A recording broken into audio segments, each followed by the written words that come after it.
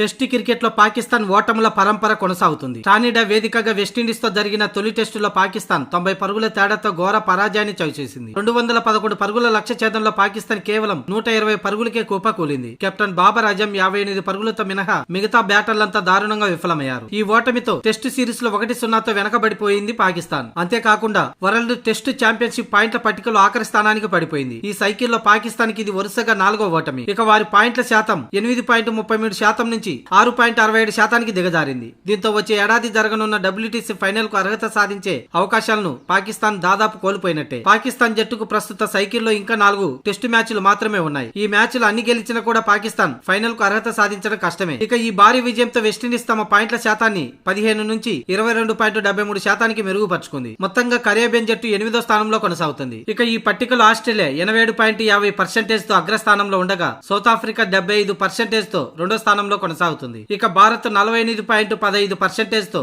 5వ స్థానంలో నిలిచింది. ఈ సైకిల్లో శుభమన్ గిల్ సారథ్యంలోని టీమిండియా ఇంకా 9 మ్యాచ్లు ఆడవలసి ఉంది. శ్రీలంకతో 2, న్యూజిలాండ్ తో 2, ఆస్ట్రేలియాతో 5 టెస్టుల సిరీస్ లో తలపడనుంది. అయితే ఈ మ్యాచ్ అన్నింటిలోనూ కనీసం 7 గెలిస్తే ఫైనల్ కు చేరే అవకాశం మెరుగ్గా ఉంటాయి. ఆసీస్, కివీస్ వంటి బలమైన జట్లను ఓడించాలంటే భారత్ సమిష్టిగా రాణించక తప్పదు. ఆగస్టు 15 నుంచి భారత్ శ్రీలంక మధ్య 2 మ్యాచ్ల టెస్టు సిరీస్ ప్రారంభం కానుంది.